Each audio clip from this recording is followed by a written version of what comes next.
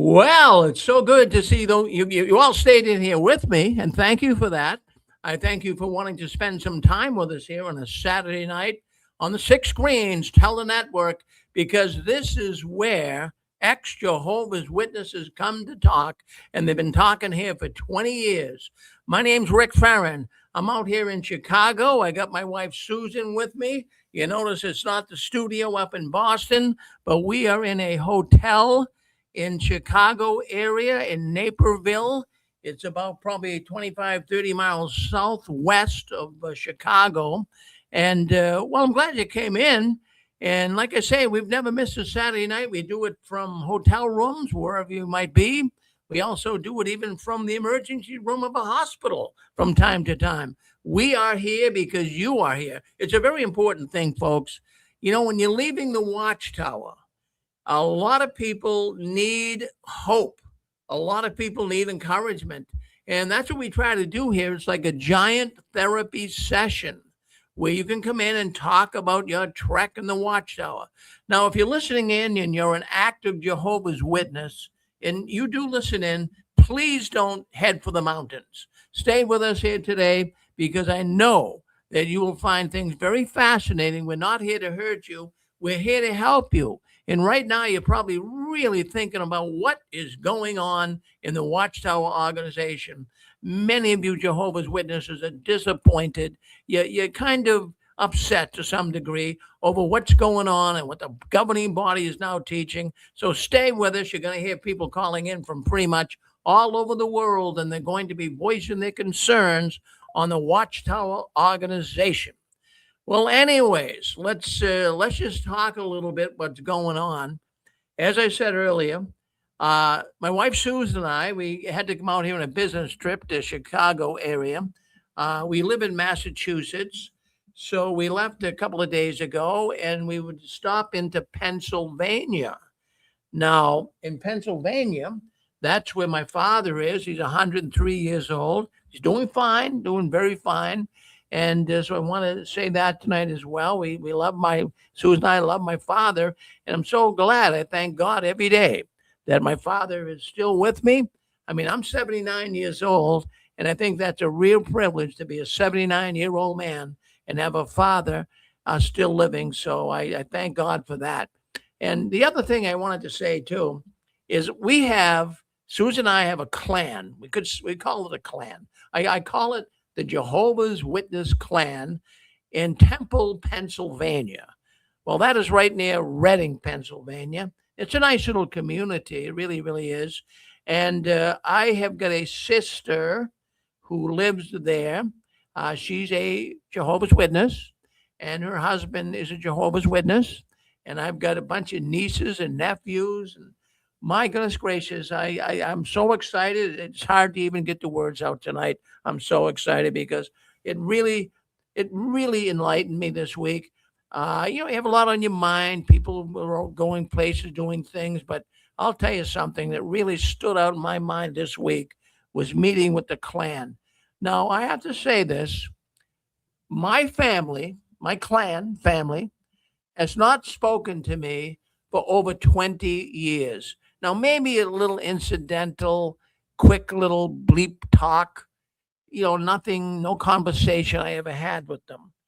But something changed. Something changed this week that all of a sudden has put me in kind of a grandiose state. Let's go with that. So, what happened? Well, a number of things happened. Just to give you a little understanding here, my father, he lives in an apartment in the basement of his granddaughter's house in Pennsylvania. So that's where we visited him. And the witness granddaughter, she lives upstairs, like I say, and she has uh, four children, three children, and they would be my niece, nieces, and one nephew. Now, I never see them as children because I never saw them as little kids, to be honest with you. But anyways, this week, as I say, amazing things happened. They spoke to me Really, my grandson, not my grandson, but my nephew, he spoke to me about, well, last September, but just kind of briefly. But we had a pretty good little conversation the other night. I'm telling you, folks, I talk about PMOs on here, right? I'm telling you, the good part of my family down there is PMO. Now you have to understand the psychology, the dynamics behind a PMO. So those listening in that don't know what a PMO is in the Jehovah's Witness world, what that acronym stands for is physically in, mentally out. And for those that don't understand, you really can't just quickly disconnect from the Jehovah's Witness religion. Your family, your friends, your relatives, everybody that's one of Jehovah's Witnesses will totally shun you. They will just avoid you like the plague. And that's what happens. Now, that was happening to me for over 20 years of my life here. And my own sister and relatives would not speak to me. But like I say, it happened this week. Now, just to bring you up to speed on this, uh, we got into some conversation. As a matter of fact, my niece who lives upstairs from my father, she has been a Jehovah's Witness all of her life. She grew up in it, and her, well, I won't give her name on here, but anyway, she came down and spoke to us, and it was concerning my father's health. She's kind of like the caregiver. And so she spoke to us for a good part of 45 minutes. Now, that is something unusual. You're not going to get a Jehovah's Witness to speak with you for 45 minutes. I don't care what it would be, whether it's business, family, anything. Generally speaking, they clam up. They don't say too much. But for her to do that, it was unbelievable. And I'm going to have my wife, Susan, in just a few minutes here come in and tell you about it as well. But this was really shocking to me. And the reason why I want to come on tonight and even talk about it is because I want you folks out there, and you got to go with what I say here to some degree, because it's going to happen to you too. Very, very shortly, you are going to have relatives and friends that all of a sudden are going to speak to you. Now, these relatives and friends are your Jehovah's Witness relatives and friends, and they're going to come very shortly and speak to you. Now, I'm not trying to be a prophet here. I'm not trying to any way be a fortune teller. I'm just giving you the logistics of what's going on in this organization that's going to cause the Jehovah's Witness relatives and friends of yours to at least speak with you.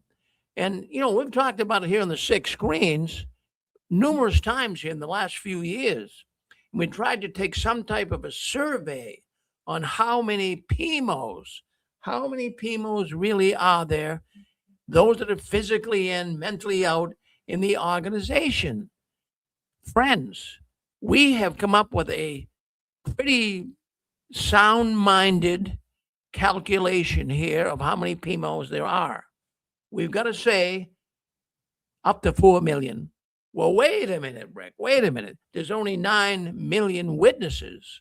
So you're saying, Rick, are you saying that about half of the Jehovah's Witnesses are PMOs? That's exactly what I'm saying. I would say half. And I think the number might even be going up from here, to be quite honest with you.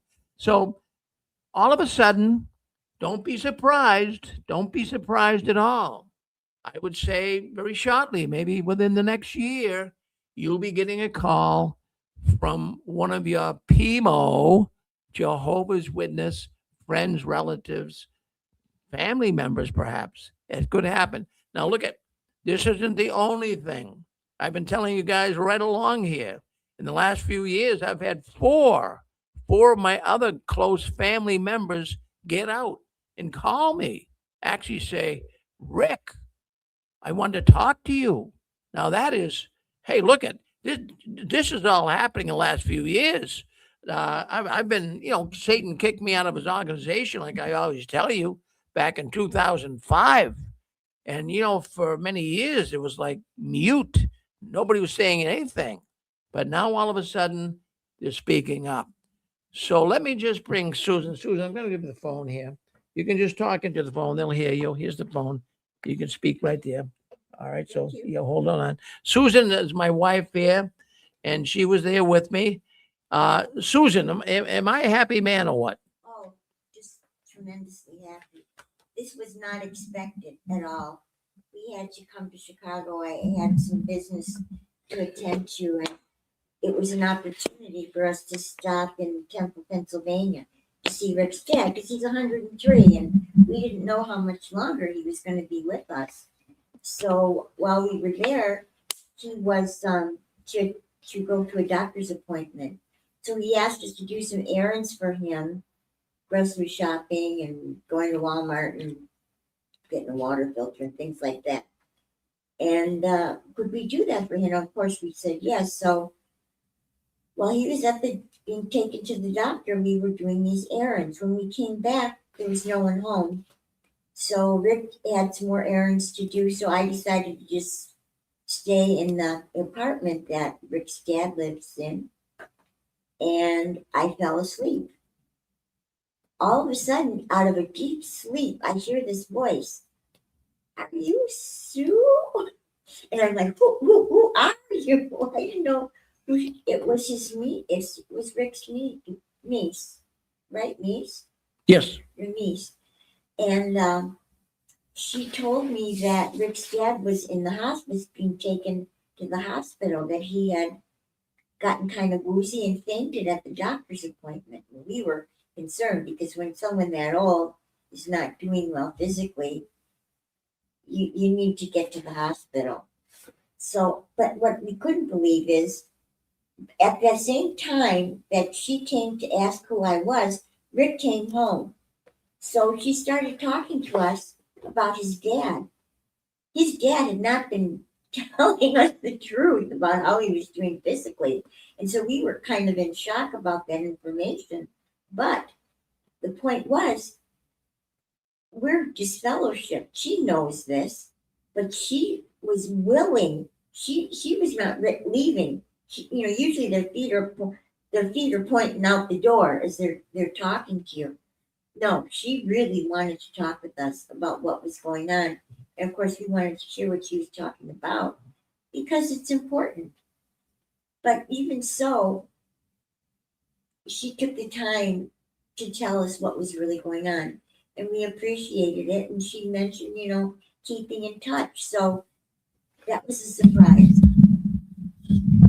Well, there you go, Susan. That'd be good. I'll take that back. I hope you can hear all right here on the YouTube. Maybe not as good as you'd like to, but I'm sure you did hear most of it. But anyway, Susan was very elated as well. And then, of course, as well, my sister, she came and talked to me as well. And she spent, I'd say, about 10 minutes just discussing things with us and gave me a big hug and introduced herself to me. Introduced herself to Susan. Now, people who are staunch Jehovah's Witnesses don't do this, but I did see a remarkable change. So, it really got me encouraged to see this and just stop and think about it. If you haven't had your Jehovah's Witness relative, friend, acquaintance speak with you in over 20 years, you'd be excited too, right? Well, yes, you would be. It's a big thing. It meant a big thing. And it just got me thinking of all of the PMOs that are out there. There are, like I said earlier, thousands of them. And if they all left at once, it would be like a stampede. It would be like a stampede. It would be unbelievable. But I don't know if everyone's going to leave at once. But right now, the Watchtower is in a real predicament. You see, the governing body knows all of this. They know darn well of the amount of PMOs. And a lot of the Watchtower articles that I've been reading suggest that they do know. There was an article there not too long ago, about 3-4 months ago, we brought up here on the 6 screens. And what they were saying in the Watchtower article is even to be cautious of those in the Kingdom Hall, because some of those witnesses, they said, aren't loyal. Well, the governing body here is referring to the PMOs. That's who they're referring to. What about your nephew? So the governing body knows about it. Now, look at here's another thing. So I had the car parked out there at night, and my nephew, geez, he's a really handsome looking kid. Oh, yeah. Really handsome looking kid. Even Susan, the guy could be a movie star. I'm not kidding you. He's about 6'2". He's a really good looking kid, but he's a witness. And so consequently, he's sitting out on the porch. I went on the car to take care of a few things, bring a few things in from the car. So I got talking with him. I mean, just like I'm talking to you guys here tonight. It wasn't like any oddness or awkwardness. It was kind of like just a little conversation that we had. So that kind of reinforced my way of thinking too. I think that family's Pimo. And the girl was going to marry him and didn't. Yeah, so well, that's another story there, Susan. But then also the next day, I was getting ready to leave, head out here to Chicago, and behind me, I noticed out of the corner of my eye, I see this really pretty girl walking behind me, coming up behind me. So I turned around and she's walking into my niece's home. I said, "Do you live here?" She says, "Yeah." She says, "Danielle, that's my mother." I says, "Wow." I said, "Well, you're my second niece." And so she started talking to me, and I couldn't believe it. And that was like I think this whole family's gone Pimo, folks. But of course, they can't say it. So, anyways, she walked into the house, and then the next day, her sister, which was also a beautiful girl, I got to meet her. And she came over and said hello to Susan and I as we were in the car getting ready to leave. But I'll tell you what, it made me kind of I got this very weak stomach when I see these two pretty witness young ladies. And I'm saying, it's really a shame that the brothers are really going to go after them. I mean, you know what happens, right? In the witness world, those poor girls, they're going to probably meet some creepy goon, right? He's spiritually good, but this is what happens. It's disappointing to see these two beautiful girls might have to get mixed up with some goony witness guy that's a good. Well, he's spiritually nice. He's spiritually on the ball here for Jehovah's Witness organization, but he might not be the best husband. You know what happens in the witness world. I'm not going to get into that tonight, but I'll tell you what, it was an experience. And, on the other hand, too, and I'm just not looking through rose-colored glasses here. I'm trying to really just give my total honest feelings about it. But it's not just predicated on me with these people this week. It's also predicated on the emails that I've been getting in. I just talked, Susan and I, a man called us last week. He's a former elder, and he listens into the program here every week. And he says, "Rick, I'm a Pimo." He identified himself as a Pimo. He says he was an elder, and he stepped down. He's not an elder anymore. And he said that, he listens in. He can't comment because his wife might catch him listening into the 6 screens. But he agrees with us. There's many Pimos out there. And that's just one small little incident. I get people, I'd say every week, that write me or call me or text me, and they tell me about their trek in the Watchtower and how they got to be very cautious. Now, when I first started 20 years ago, I used to get upset with people. Well, why don't you just come out? Stop this foolishness. Stop living a double life. But my position has changed somewhat on that. There's a lot of people out there that for some underlying reason cannot just leave. Now, it could be numerous reasons. I think in terms of a man I know up in Massachusetts. Now, he rents an apartment from his Jehovah's Witness mother-in-law. So he told me, if she finds out I'm an apostate, Rick, I lose my house. He's got 4 little kids. So wouldn't you say that's a good reason? I'll give you another reason. Other people have said, "Rick, I work for one of Jehovah's Witness companies. And, if they find out I'm an apostate and I don't want to be a Jehovah's Witness anymore, I lose my job. And there goes how am I going to pay my rent? How am I going to pay my car payment?" So there's extenuating reasons. So, I'm going to maybe in the past I was a little, come on, guys, get out. You can't live a double life. There's reasons, but eventually you will move to the exit door and say, that's it. I've had enough. And I'm going to be talking about that tonight with the 5 stages of collapse that the Watchtower is now experiencing. But before I get to that, if anyone has any thoughts on it, do you have any? I got a good audience listening in tonight. We got a number of people on our telephone line, and you also see the number going across YouTube and Facebook. If any of you are experiencing this euphoria, this really good feeling of this adrenaline rush because your ex-witnesses are beginning to at least have some conversation with you, is that happening to you? Have you experienced this? And even if not a full-fledged conversation, would you say they're warming up a little bit to you? Well, I'll tell you what, I had a man call me from Oklahoma just this week while I was traveling down here.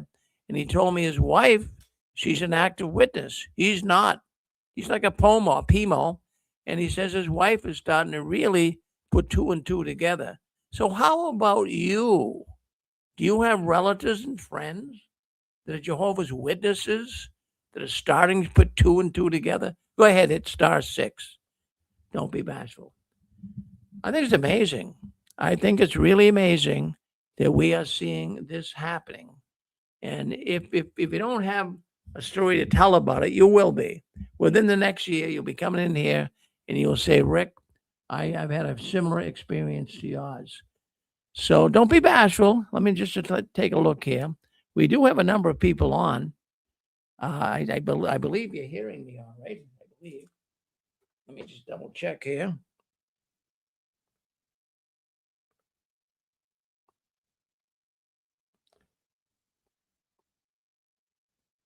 I believe, yeah, we're still on. Yeah, we're still on. So still going strong. So go ahead and, is there anyone, just to check the phone lines, you don't have to really talk about your PMO friends and relatives, but someone just check in with you, make sure we got the lines working here properly. Just hit *6. Yeah, just anyone hit *6. Hey, Stefan, Really enjoyed it. All right, good. Oh, good. That's good. I just want to make sure here because I'm looking at, yeah, I'm on a cell phone. Normally I have a conference line, but I don't have it because we're on the road. Thank you, Stefan. Thank you. Well, anyways, I hope you guys do get did someone want to say something? Go ahead. All right. All right. Well, that's okay. If you don't want to speak up and say it, I did have some people. I know they're listening in tonight. I can see them here, but they're not gonna speak up because they don't. Go ahead, sister. Yep. No, I just wanted to call in, and I really love this community. I have been POMO for 20 plus years. And my family is all still in, like I'm the black sheep of the family. So it's been really difficult at times. And I find myself doing things. I'm a people pleaser. I don't know if anyone else has experienced that where, they're trying to make other people happy anyway. But yeah, as far as what we're talking about, I think one question that someone put in chat, it was, I think at the DAGDA, he said, how do you feel about the power difference that men have over women? And I have a funny story because it was, my grandmother told me at one point they were going out in field service and none of the brothers showed up. And she had to put a napkin on her head because of the head covering rule. And I was just like, are you kidding me? Anyway, I have a lot of stories about a lot of things. It's a lot of misapplication. I don't know if anyone else has gone through this. I just love you guys to death.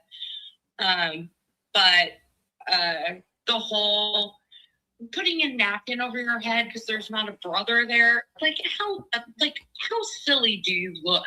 Come on. We've all seen the paper napkin And that's why a lot of sisters will tie a sheet scarf to their handbag. Yeah, and then my grandma called me one time, and she had just gone to the circuit assembly, and she called me because I just faded. I'm not disfellowshipped. I was publicly reproved at one point. You know, pin a scarlet letter on me. You know, yes, I'm a hoe. But the she pulled off of the freeway after the circuit assembly, and she's like, I've got to tell you something. This is really hard for me. I had to stop off the side of the road because I can't eat a meal with you anymore. I cannot eat a meal with you. And she's like, do you want to go to coffee to talk about it? And I'm like, I was like, if you can't eat a meal with me, what the hell? I'm not going to coffee with you to discuss it. Like, bye, Felicia. It's just so ridiculous. It's just ridiculous. There's so many ridiculous things about this religion that is, and it's really hard. If you were born and raised in it, it's really, really hard to separate yourself from it, to especially if your family's still in. So anyway, that's just my 2 cents. Thought I'd share. I mean, I have way more funny stories, but I'm not gonna. Someone else should talk. So, Well, I'll tell go. you what. No, in fact, you got my wife laughing. It got me laughing too, because see, that is when you hear the 5 stages of a religious collapse, which I'll be speaking of tonight. What you were just talking about there with the napkin on the head, that's it's that type of stuff that causes religions to collapse, and it really is. So we are going to mention that tonight, because it's a very. I'm glad you brought that up. These ritual duties or events that witnesses just terrible. Yeah, it's funny. Yeah, I don't understand. I mean, obviously, it is a patriarchal society, and they're taking it from biblical terms or whatever. One of the funniest things, I think, that I always asked as a kid, there were actually a couple of things I asked as a kid. One of them was like, why aren't dinosaurs in the Bible? No one could answer that. The second one, I was like, well, if grandma died and grandpa remarried this person, who's he married to in paradise? Which one? And they're like, Jehovah will figure it out. He's just like, okay. Well, no, that's a funny story too, because that's exactly what they would say. Jehovah will figure it out, or Jehovah will provide. or another thing is you'll put it on the back burner, you know. Yeah. Too much. Well, that's funny, sister. Yeah, and that, Yeah, give me another one. You got me laughing here. Yeah. I have plenty of funny stories. Yeah. So, a pioneer called me Satan. That was fun. Well, actually, she didn't call me Satan. Because when you're a teenager, you know, you're supposed to be out in groups, or if you're dating, you have to be chaperoned. And so there were 4 of us. It was me and her daughter and 2 brothers. We went and watched a movie, had some pizza. And because there was not an adult present, I am apparently Satan. And so all the funny part of it was, all of my friends in the congregation, she went up, this pioneer lady went up to my dad and was like, oh, your daughter's Satan.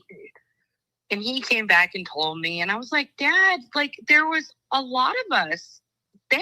Like, there was 4 of us. We weren't doing anything. And so I was telling my friends about this when it happened, and they're like, well, we're just going to call you Satan's cousin from now on. And I'm like, you know what? That works for me. Well, you got a good sense of humor, sister. And I'll tell you, really, it's just stupid, some of the stuff. It's very awkward. Oh, my gosh. Yeah. yeah. Yeah, it is. It's hard though when you're trying to be a kid and you're going through this and you have to deal with all the things that come with being a teenager in a very high control society, and you feel different already. You're excluded already, and you're just trying to do the right thing, and then you get called Satan. Yeah, that's what they do. Right. That's what they do. And for Yeah. some reason, some odd reason, they use that term a lot. Maybe it's not that odd, but it seems kind of foolish that they would do that. And to put a person like yourself, a fine young lady, in a position of Satan. But that's a trick they use. They've called me Satan. They call all of us apostates agents of Satan. But you got me thinking on some of the stupid little things that Jehovah's Witnesses do that can just drive you wacky. I lived in Florida in 1995, and I moved back to Massachusetts. And there was a sister, I was a witness at the time, my former wife, and I had my two daughters that were still with me. They were teenagers, 17 and both 17 and 18. So I moved in with a witness family that I knew, and until we got settled. So we stayed with them for a good part of, I'd say, about a month. And one day my two daughters want to go out. They were pioneers, so they want to go out in service up here in Massachusetts, coming out of Florida. So there was a young man in the house, and he was about their age, and he was a witness man too, young man. And so consequently, they were going to go in the car and then drive down to the meeting. And I had to go off and do some errands and do some work up here and get settled. So anyways, the sister that I was staying with, whose son was the man I was talking about here, the sister said to me, she got me aside, well, they cannot drive in the same car, Rick. No, they can't be in the same car. He said, well, crying out, my daughters don't have feelings for your son. They grew up with him at one time, and he's their friend, but there's nothing here romantic going on. Oh, no. The society doesn't approve of them driving in the same car. So it was a snowy morning, so I had to put the daughters in my car, and the young man followed me down to the Kingdom Hall. How absurd is that? But they think just because a man and a woman are in the same car that they're gonna, do some things that aren't right. That's foolish thinking. Right. Not everyone does that. But the witnesses, they put this taboo on that. And these people have to go way out of their way because of stupid little things like that, Oh, I know. And then if you get caught doing anything like that, you get the scarlet letter, and everyone, makes you feel terrible. And if you are from the third generation family and your dad's an elder, they're all clapping behind your back. Oh, yay. They're not so perfect, are they? Oh, look at her. Oh, she's a big asshole. Well, you'd be glad you're out. I'll tell you what. When we think about it, how absurd. In fact, I'll tell you, even coming down to Pennsylvania, coming out of Massachusetts, we have to go by Watchtower Farms and up in that area, Orange County, New York, where the headquarters is. And I'll tell you what, going by there this time, I got the goosebumps. I really, really did. All of a sudden, I started getting this cold feeling, and it's because of the total adherence, I was thinking, that I used to give to the Watchtower. And I'm saying, how did I ever fall in that trap? And what a free feeling it is to be away from that, and to be able to be a free thinker, and to be able to do things that you could do normally as a normal person would do. And I'm sure, sister, you're feeling that freedom too. Yep. I hope so. It's been hard. And I'll tell you, I don't know if a lot of the listeners feel the same way I do, but I struggle with it.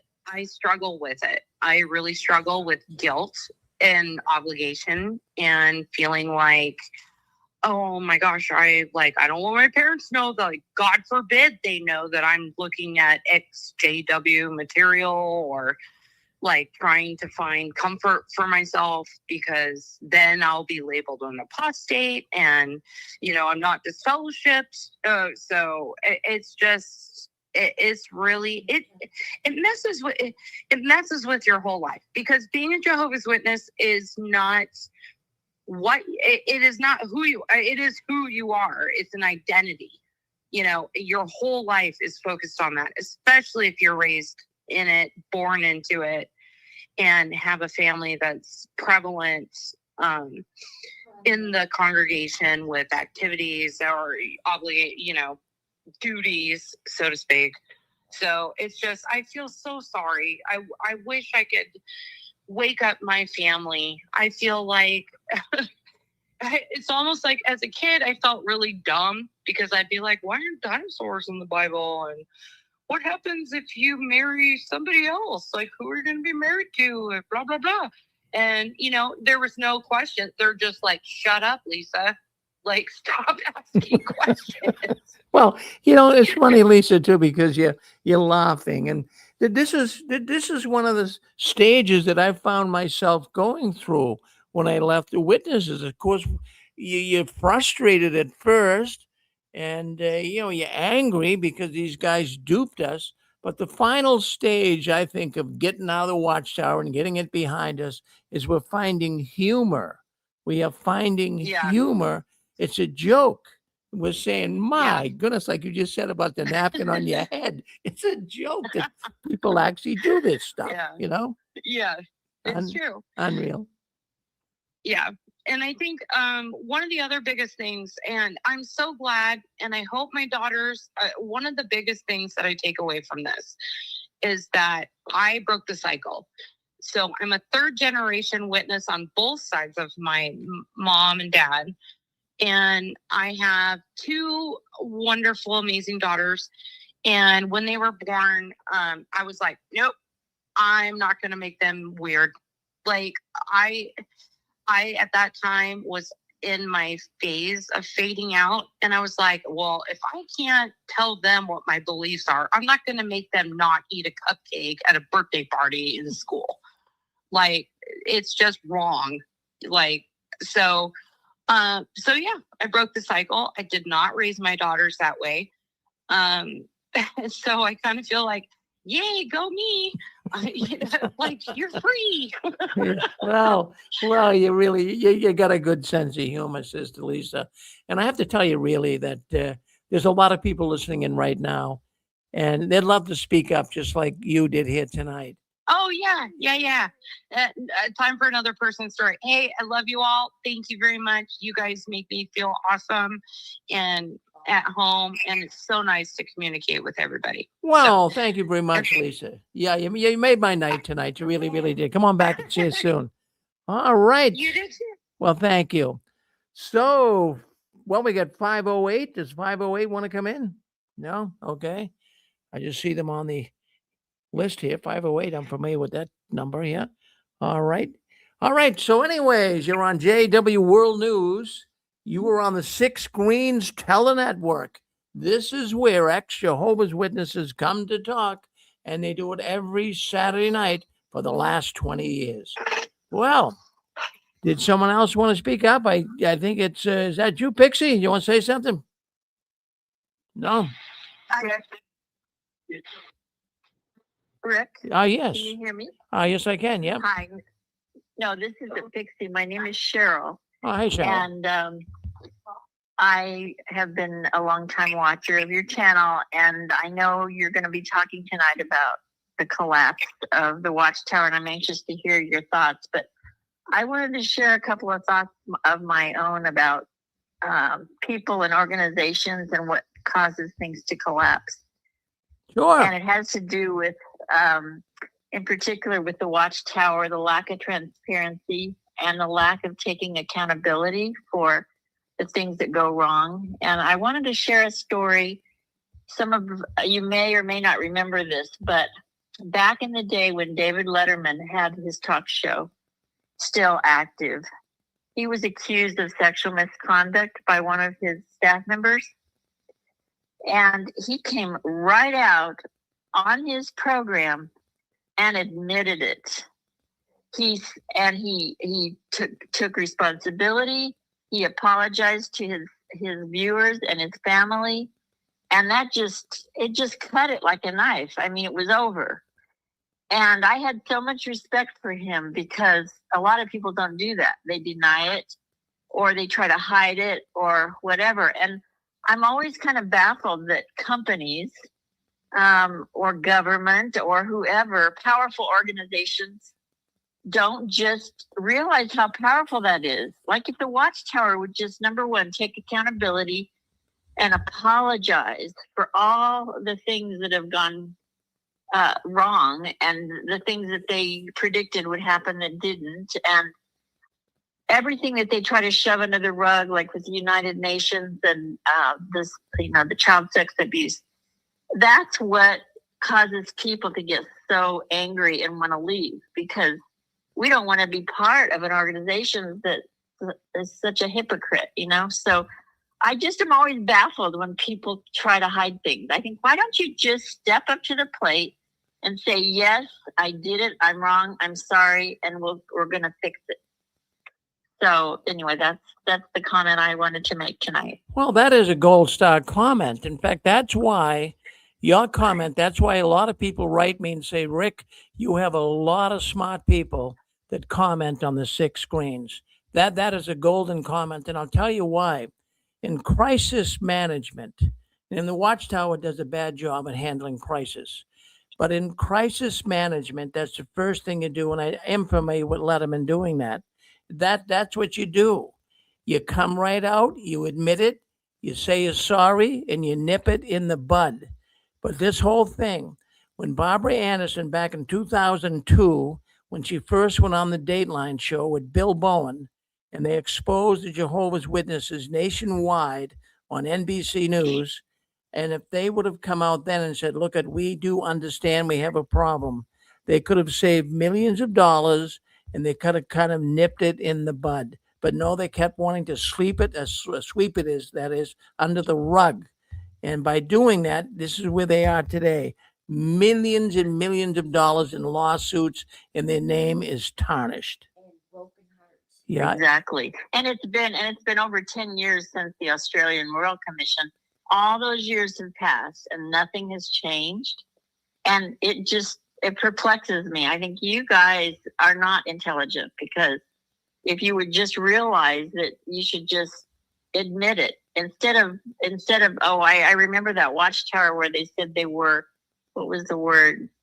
They kept saying, it meant try. We're going to try to do the best. Instead of just saying we're going to take care of it, they always try to use this hidden language that isn't working. It just doesn't work for most people. They realize it's just a disguise, or worse, it's a big lie.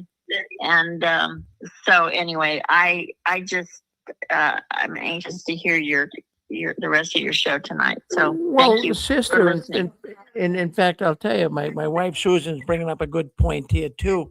The Watchtower had nothing to lose with what you just said. If they came out and admitted it, they could have saved millions of dollars. But more important than the money, look at all the lives they've hurt. All the poor people have been abused by them, that just getting an apology could mean so much to them. And they won't even do that. So, boy, that's a good comment. Thank you very much for bringing that up tonight. Appreciate it, sister. Hey, you're welcome. Thanks for listening. Thank you.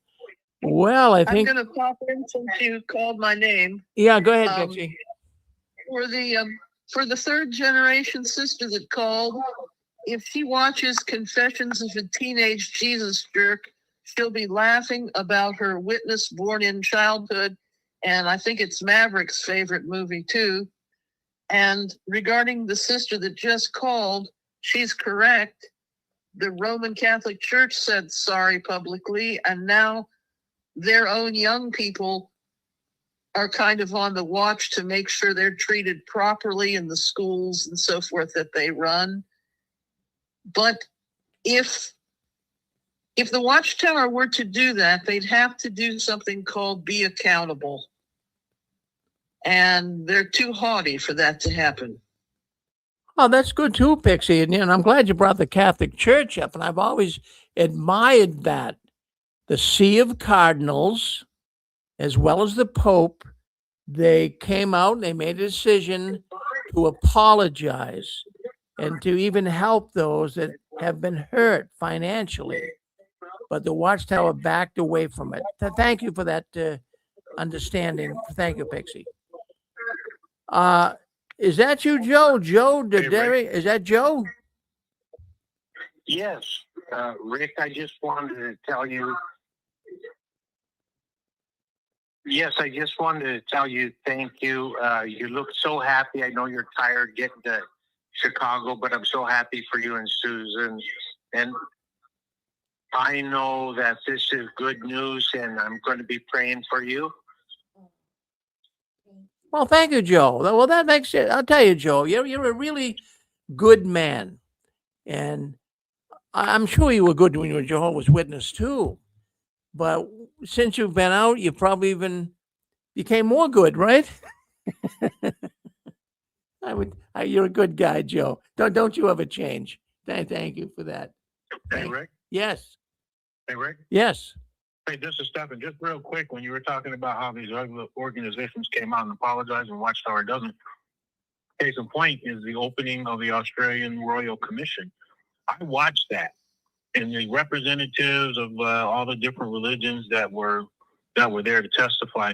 The first thing that they did in their opening comments was to apologize for any hurt or harm their organization caused anybody. One by one, they did this. You want to know what the one organization that did not apologize for anything was out of that whole group was Watchtower. That lawyer got up there and went on a rant, started talking about whatever he was talking about. He was all fired up. And you could just look at the other reps as they were looking at him like, this man is out of his mind to not come in here and be contrite and apologize. And he's all off on a tangent, basically defending the organization. And they were the only ones, like I said, who did not apologize. Well, you're right. I remember that. As a matter of fact, even when it comes to payments, all of the other religions, I think there's only two that didn't want to come forth with payments. And Watchtower was one of them. They call it the redress. And all of the other organizations, they agreed, I believe it was, to give all of those that were abused $105,000, if I can remember it right. So it was $105,000, but when it came for the Watchtower to give the redress, they kept going back and forth, and we don't really have to give it because we didn't do anything. And they kept arguing on that basis. Yeah. And I'm still not even sure to this day. I forget. I don't think they ever came forth with the money either. I don't know for sure, though. No. They probably didn't. No. Oh, thank you. Thank you, Stephen. You're a good man. Thank you very much. Yeah. Well, anyways, I mean, we got a lot of things going here. And, the sister called in and was saying earlier about some of the foolish things that you see the witnesses do. And I brought up that is in one of the stages of collapse. I think we're going to go into that right now and talk about the stages of collapse that the Jehovah's Witnesses are now experiencing. And the reason why I even wanted to bring this up, I don't know if you guys get into Reddit. I know I do. There's a lot of things I can get from there to put on JW World News. But just to bring you up to speed, I was looking at Reddit in the last couple of days. And in Reddit this morning, I got kind of ticked off because there seems to be two camps in the Jehovah's Witness world. Well, of course, we always talk about the believers and the non-believers. We'll put them to the side for now. But I identified another group in the ex-witness world.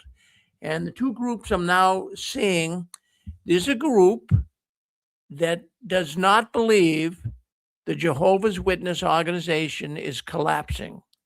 They're very adamant about it. As a matter of fact, it got me upset this morning as I was reading more about it, that John Ledger, my goodness gracious, he's the greatest guy on YouTube right now. He's really telling the truth about the Watchtower. He's doing an excellent job. He's a genius. I'm not trying to use the term in a flattery way, but I mean, as far as putting pieces of the puzzle together, he's able to do it and communicate with people. He's a great communicator. So what they were doing is picking on him.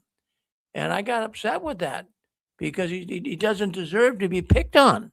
The man is telling you what's going on behind the curtains of the Watchtower, like we do here every week. So John Ledger, he's got the label now of being in the camp that is suggesting Jehovah's Witnesses are collapsing. Well, I'll tell you, ever since our inception of the 6 screens of the Watchtower, we have been counting down the last days of the Watchtower. That's what our mission has been. And I take the position without any reservation that the Watchtower is collapsing. As a matter of fact, I'm going to give you some facts tonight that will show it to you. And so those in the camp that don't think it's collapsing, if you're listening in tonight, I'd love to hear you. I'm not going to beat you up. I'd love to hear your thoughts on it. But I know what you're going to say before you even say it, but I'd love to listen to what you're going to say. So let's just talk a little bit about that tonight. Is the Watchtower in the final stages or in any stages of collapse? Well, let's just look at it. I've come to understand that there are 5 stages that not only a religious organization goes through, but we're going to focus mostly, in fact, all of our concentration tonight on the 5 stages of collapse in religion, specifically the Watchtower. But you can take some of these same stages and apply them to business, but we're not going to do it. We're just going to stay tonight on religion. Now, sociological and historic data show that there's an institutional collapse of many religions. Now, not just Jehovah's Witnesses, but all of these religions that are collapsing, they are following a predictable sequence. It's predictable. And we're going to mention some of these things and why we say it's predictable. Now, now get to understand this, and we can all grasp this. Rather than say that the Jehovah's Witness organization is disappearing overnight, I'm not saying that, but I'm going to tell you what. The Jehovah's Witness religion has been in decline for many years, And this has been occurring across generations.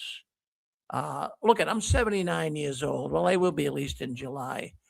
And, my mother was a Jehovah's Witness, and my grandfather and grandmother were Jehovah's Witnesses, just like many of you. So we've been seeing a change. The Watchtower is disappearing in a declining way, not just disappearing overnight. But this has been going on for years. We just probably didn't notice it, but this decline has been happening. Now, when you look at a high control group like the Jehovah's Witness, things can really happen pretty quick, but they're going to try to slow it down a little bit. And these control groups, they're very easy to see the pattern or the sequence of what's causing their collapse or their deconstruction. The whole witness world is deconstructing. Now, their framework of this collapse, we put into 5 different phases of collapse or different stages of collapse. Let's just talk about stage 1. Let's talk about stage 1. That's the place to start, right? Well, first of all, in stage 1 of religious collapse, you're going to see a decline of participation. Are we seeing that? Are the members, are the adherents who are Jehovah's Witnesses, are they stopping from taking serious some of the ritual meetings, like the sister was just some of the ritual events in these Jehovah's Witness meetings, like a woman, actually putting a napkin on her head because there was no brother present and saying a prayer.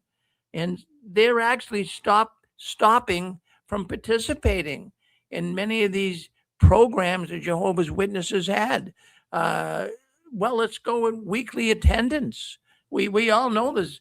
The weekly attendance of Jehovah's Witnesses is not like it used to be. Now, those that say that it's not collapsing, you got to at least agree with me on that. I would say that everyone knows it. People call in here. I show empty seats at Kingdom Halls, empty seats at conventions. So it's a fact, friends. It's a fact. The weekly attendance of Jehovah's Witnesses are in decline. Now, you might say, well, my Kingdom Hall has a whole lot of witnesses. It's more than ever, Rick. Well, yes, there are some that were. We call them super halls. These are halls that are centrally located. So when they close other congregations down, they can now meet at this hyper hall or this center hall, super hall, whatever you want to call it. So we know that's a fact. Now, one of the other things in a stage one is not only declining attendance, we see dwindling volunteers for administrative duties. Well, you say, what does that mean? That means that brothers aren't reaching out. That means they're having real trouble getting brothers to want to be not just ministerial servants, but not even wanting to be elders. And many of them are throwing the towel in. Take that one to the bank and cash it. That's a fact. Okay. So we have to present the facts, and that's what I'm doing here tonight. So the reality, if you just look at the reality, the organization's official data confirms that the traditional lifestyle of Jehovah's Witnesses, it's changing. The Watchtower now is doing what they can to stop the hemorrhage, but they can only do so much. But Jehovah's Witnesses, they're not participating in the door-to-door work. Now, don't get me wrong. There's still some places in the country where you will see door-to-door work. But now you think about it. You're sitting there, you're listening to this program tonight. When's the last time you had a Jehovah's Witness knock on your door? Now, of course, if you're a known apostate, if you're known to, yeah, never. That's right. So when did that? I mean, if you're a known apostate, then that's one thing. But there's people listening to this program, they're not apostates. The witnesses aren't knocking on their door either. And, correct me if I'm wrong. And, also, one of the stages in collapse, of course, we're in number one here. The governing body of any religious organization in collapse, that they've got to eliminate the historical requirements that they one time imposed upon the witnesses. And that's what they've done with the preaching work, right? They've gone from, door to door, huffing at 10 hours a month to just with a checkbox ministry. And they had to do that. And you'll find that in the first stage, an organization like the Watchtower is going to start bending the rules a little bit to be able to at least keep some of the people in. Now, I'm just going to give you some figures here. Let's go with the United States. That's where most of us live, right? Now, the overall growth, I should say, the overall growth in the United States in the last year is 1%. Now, that's what the Watchtower is reporting. Now, 1%, that's not a lot, but it even gets worse than that. And that doesn't even keep up with the population growth. In other words, you would think the population growing, you would have even more witnesses. But 1% is not even what the population growth is. So that shows me they're not growing. I mean, if you want to look at it realistically. And then another thing that we're seeing in the witness world is there's a heavy reliance on digital or remote alternatives.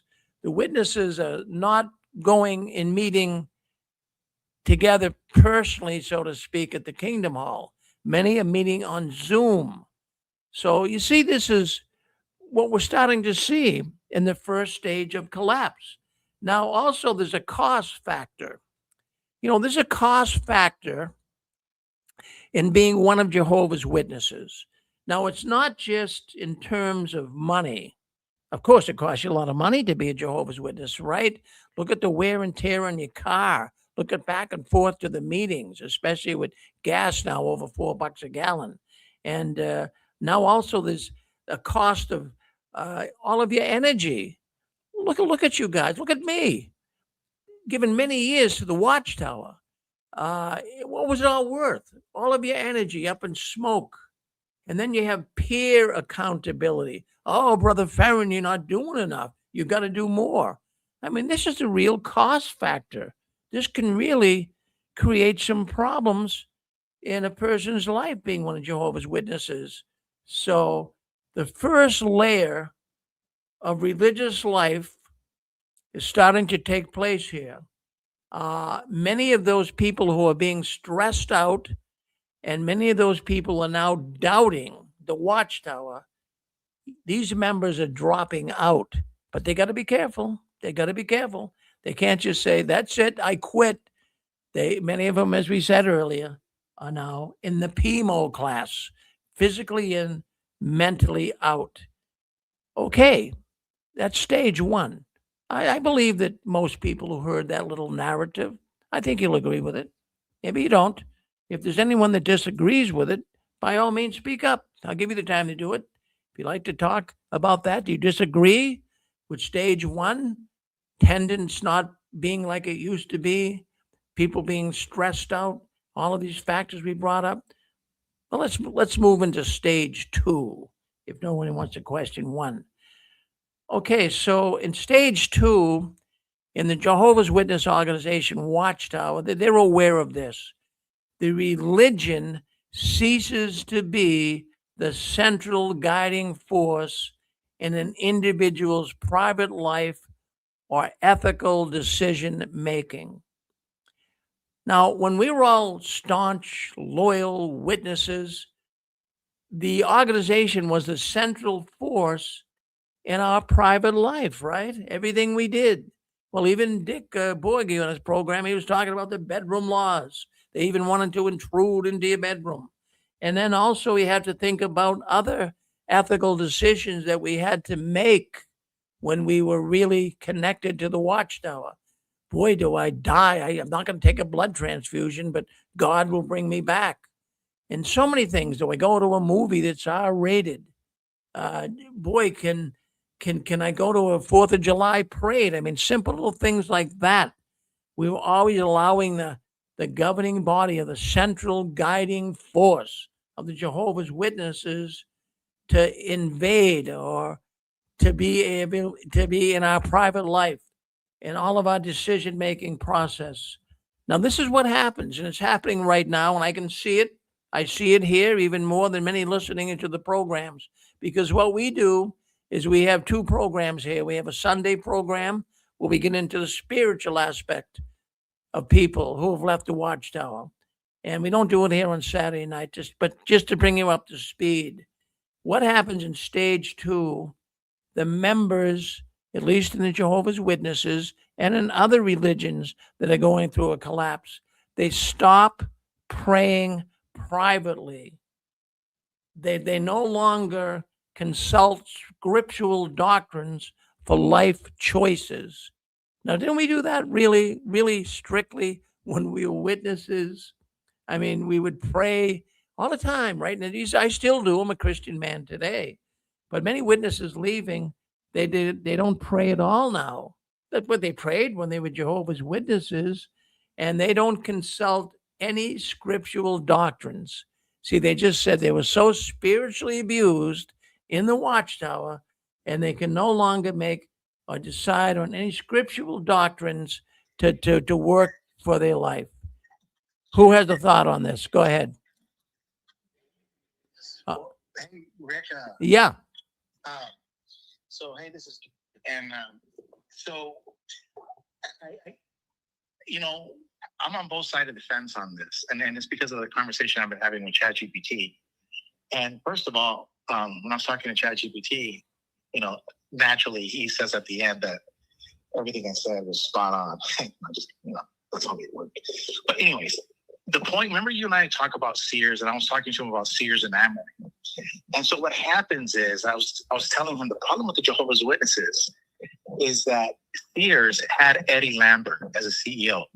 And he basically pillaged and stole everything. Everybody, it's undeniable. The guy just ripped off the whole dang company. And so because you have a leadership structure that stays the same and stubborn, then it's going down. You know, Sears had the opportunity to be the Amazon, but they turned it down. You know, kind of like a lot of companies turned down the Xerox, the copy machine and so forth, the fax machine and stuff like that. Well, Amway is kind of the same thing. Amway changed their business model. The Latter-day Saints were used to be Mormons. They're now called Latter-day Saints. So what you have is you have companies, because at the end of the day, Watchtower is a company. So will Watchtower survive? Yes, because it has the money and it has a lot of faithful people. Will it be the same as its old remnant days? No.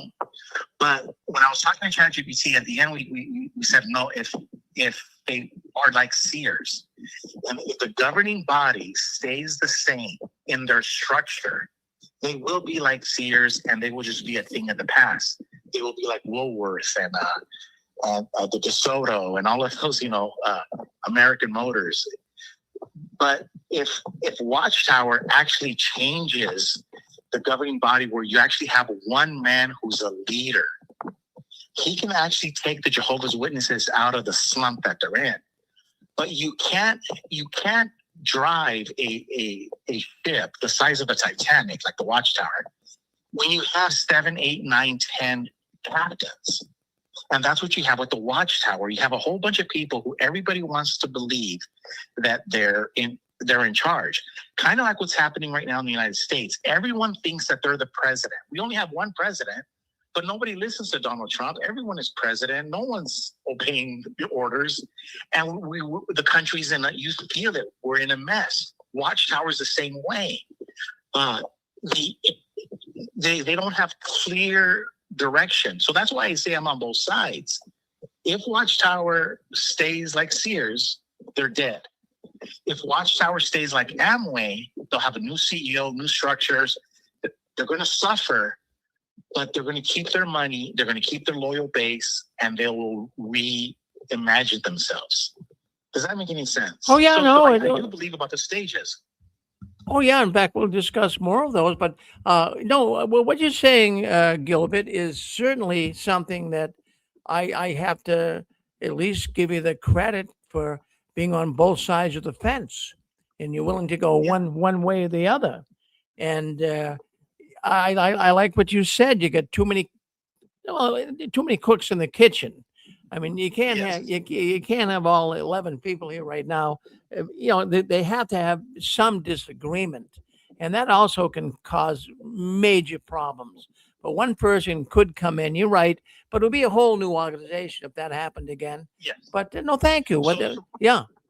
And I'll just close with this. So I can't say yes or no. I'm not trying to be afraid. It's just the ball is in Watchtower's court, and if they continue the way they're going now, definitely they're going to destroy themselves. But they can change and they can reverse course. It's possible, I think. Well, good thought. Well, thank you for checking in with us. And I have to say, you want to say something? Go ahead. The problem they have in sociology, we have what's called the third place. The corner pub, the church, and the dance in the town square are all a third place where we leave our home, and for no cost, we go as a community to some place that's in our little village. And the more we do this online, the more we lose that third place. So the more Kingdom Halls they close, we're losing the community where we get dressed up and we go out, and maybe a boy and girl meet at a dance, which is a third place. And they say, gee, let's get married. Are we going to go to your Methodist church or my Episcopal church? Both of which are third places. So the witnesses, if they give up the Kingdom Hall, they've given up that third place within the village. And that could be part of their downfall as well. Oh, yeah. Well, isn't it fun and even enlightening that there's so many things that could cause their downfall, Pixie? It's just, I mean, you don't even have to stop and think too much about it. You just have to think how crazy this organization is. Thank you for your thoughts. Rick? Yes. Rick, Yes. this is Zachary. Yes, Zach. This is Zachary. How are you? Good. I'm thinking about, I'm going to talk about the witnesses from where they are. And just as, I like that sister who spoke up and she said she's third generation. I'm a born in, my mother was a witness. And I never think about generation because I'm just a born in. And I guess that makes me a second generation, which is not so, not such a big deal. Second generation, yeah. But I think about the way the witnesses, what they used to do and how they have changed. And I'm giving them the benefit of the doubt. And like they're really trying to get people in and they're trying to save people before the end comes. Back, I remember as a child, it was a summer day and we were in field service and there were so many people in field service and we were working a street. It was a small street and they were row homes. And there were two people, two by twos, the brothers assigned people on each side of the street. And those people started taking doors. And you just saw all these people, two at each door, the first door, the second door, the third door, fourth door. And there were these two older sisters who were put together. They were elderly. I'll say their first names even, Geneva and Mary. And they were working one side of the street and they started walking. They were walking slowly and two people would pass them, go to a door. Two more people would pass them and take a door. And I watched this as a kid and I realized, wow,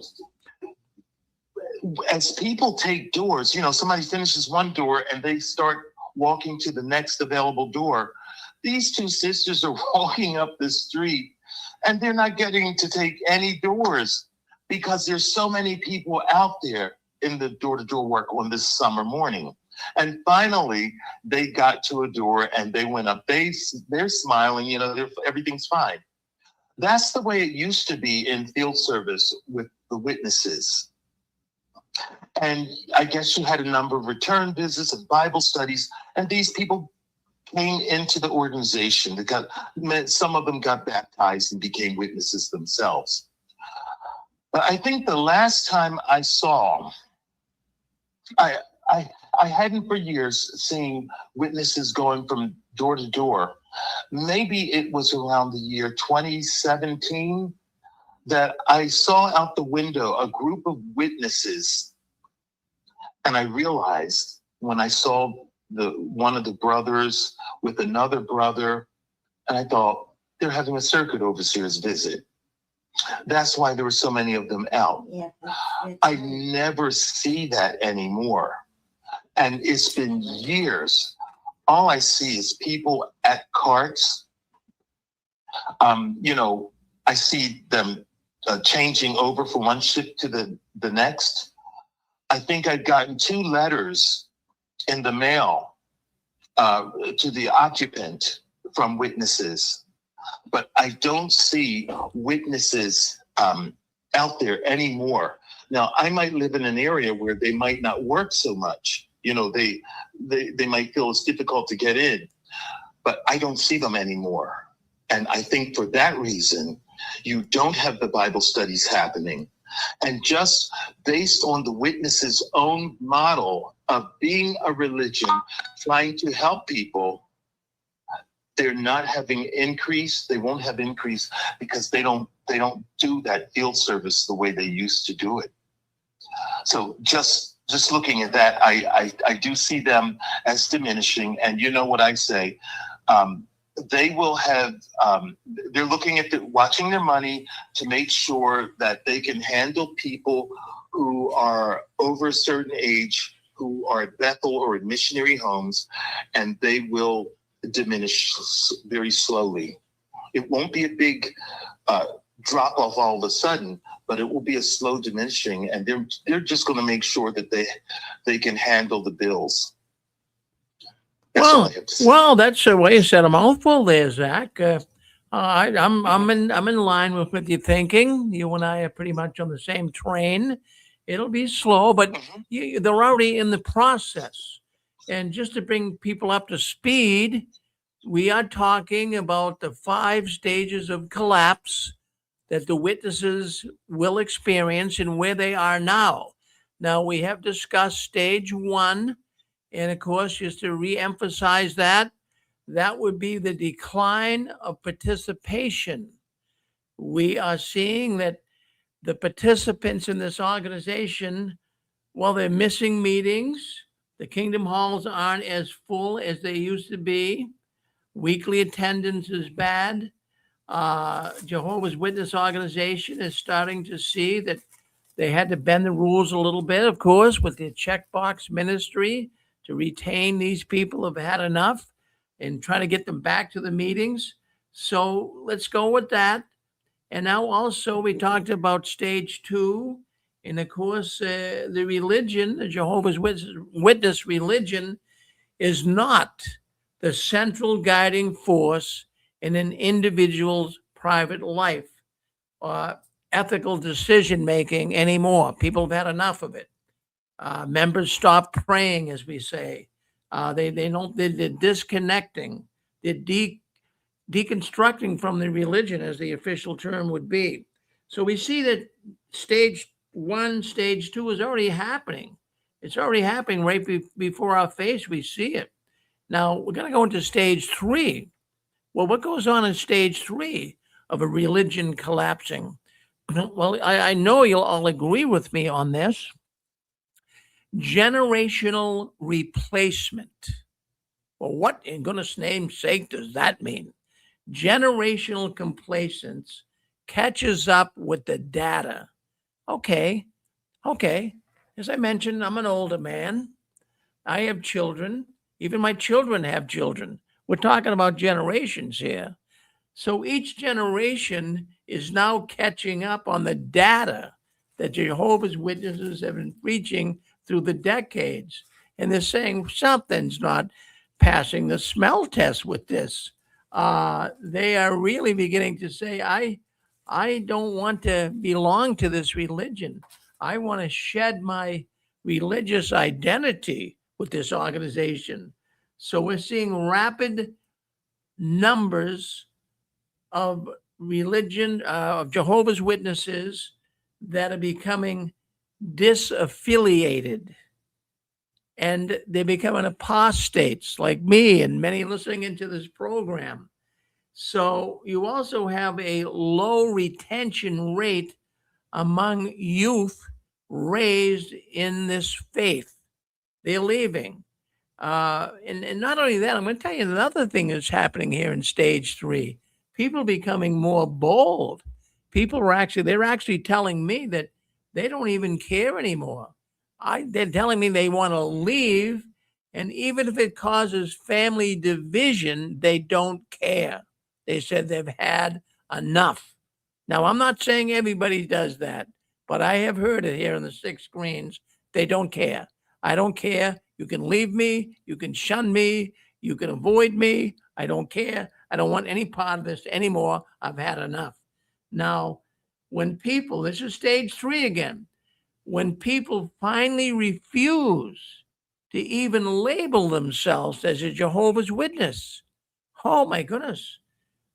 There's many of them. I don't want to be one of Jehovah's Witnesses anymore.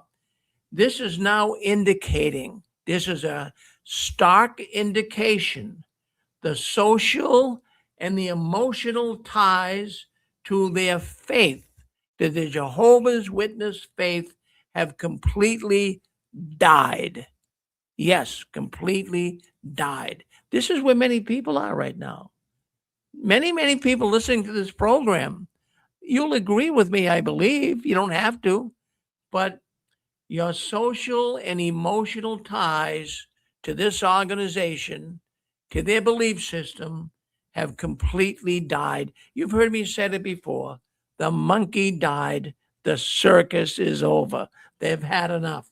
As a matter of fact, take them off the grill. They're cooked. You've heard me say statements like this for the last 20 years. but now it's coming to fruition. So we're seeing it. Oh, and now the witnesses so far have gone through these 3 stages. And, it's taken a while, it's taken decades. This isn't happening overnight, but now all of a sudden, things are starting to go faster. We are seeing the Watchtower now. We're going to bring them into stage 4. This is where the Watchtower is right now. Now, there's 5 stages of collapse. Stage 4 is where the Watchtower is. And this has to do with institutional or organizational panic in a radical retraction. Oh my goodness. Yes. Is the organization in panic mode? Of course they are. With radical retraction. Well, what does that mean? Well, haven't they retracted radically a lot of their policies, a lot of their ways of doing business? I mean, the beards, the women can now wear slacks, you can now toast, you can now have higher education. All of these things have changed. So I'm telling you, Watchtower is in stage 4. Institutional organization, panic, and radical retraction. Now, the Watchtower is desperate. Would you say that? Would you use the term desperate? I'm going to use it. The Watchtower is desperate to halt the shrinking membership, the declining revenue. And now the leadership is entering a state of structural panic. I'm telling you right now, take this to the bank and cash it. The organization is in panic mode. Oh, you don't agree with me? Well, what about Tony Morris? No one's heard anything about him. Have you seen the latest YouTube videos about him? They're in panic mode. What if this guy shows up and writes a book like Ray Franz? What if this guy all of a sudden comes out and starts doing lectures about how evil the Watchtower is? What about some of these apostates? John Ledger, John Cedars even. He does a good job. All of these apostates, Mike and Kim. What about critical thinkers? All of these people that are exposing the Watchtower. It's got the Watchtower in panic mode.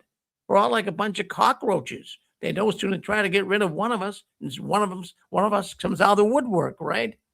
So these are key indicators. The organization is rapidly, they're scaling back on physical real estate. Now, I mean, scaling back, I don't mean that they're not taking advantage of it. They're now selling off Kingdom Halls, Assembly Halls worldwide. Yes, they are. They're really starting to understand, hey, let's grab the money. The ship is going down. I'll tell you, things are changing. We know they don't print as many Watchtowers as they used to. Is that the sign of a growing religion? Oh, cut back on the Watchtower. They don't even print. They don't even print. They don't even have the public edition any longer. The Watchtower. It's just a study edition. Look at friends. I'm not trying to totally convince you. I'm just trying to give you the facts. The Watchtower has been making historic changes in the lifestyles of their followers, trying to get them to stay with them. These are all efforts being made by the Watchtower to get you to stay. So the result is these structural compromises, they are beginning to really upset even the older witnesses. They're hearing this. What about just a few months ago when the Watchtower said that Armageddon may not be coming in your lifetime? How does that settle with you? Don't you think that's ticking off some of the older people that have been waiting for 50, 60 years for Armageddon so they could now go into the new world? And all of a sudden the Watchtower comes out and says, it might not come in your lifetime. Friends, you just can't do that to people. Geez, that's like telling your kids, okay, kids, we're going to take you to Disney World. Oh, get ready, get the suitcase packed. We're going to go to Disney World. Your kids are all excited. Oh, well, not going now. Geez, I mean, you know what it'd be like if you were a kid, right? So a lot of older members here, they're beginning to alienate.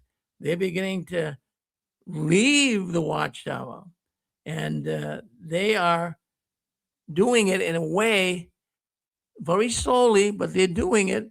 Trust me when I tell you, a lot of old ones have had enough. And you know, we even a few years ago, we were saying, well, the old ones might be so loyal they'll stay in.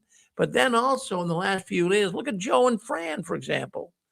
Well, they're older ones. They've had enough of it. They walked away and lost really their whole family doing it. They're willing to do it. They're willing to do it. And as many older ones listening on here tonight have done the same thing. So, you know, these are things. This is the fourth stage of collapse. So radical retraction. We are seeing this right now in the organization. Also, did someone want to say something? Go ahead. Come on with us. Who is this? Is this Stan? I have a question. Yeah, let's go with Dan. Let's go with Dan first. Wait, Let's go with Stefan. Let's go with Dan first. Go ahead, Dan. All I was going to say, Rick, it's a good show. What I was going to say is I'm noticing a lot of couples are coming out. It didn't used to be that way. We had a couple over. They don't want to, mention who they are, but I'm like blown away that it used to be when one left, the other one stayed and there was a divorce. But now we're seeing whole couples come out. And what's happening is the knowledge base is so strong out there on the internet that this guy that came out, he was able to reason with his wife. He's like, look at this online. Look at it in AI. Look at this. Look at that. And boom, she was like, you're right. I can't deny it. And they're coming out. And another thing that's happening, you mentioned paranoia. There's a paranoia going around the hall. They're self-destructing. It's like everybody's being accused, and here's another thing. I'll say it and then I'll go back.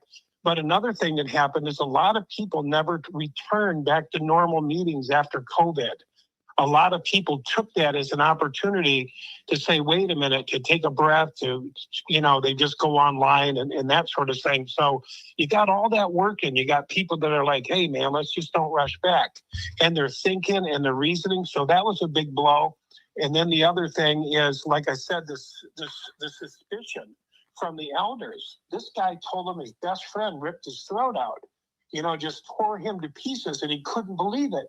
And he says, oh my God, this isn't love. I asked one question, and he said that they completely tore me up, threw me away, couldn't get me out of there fast enough.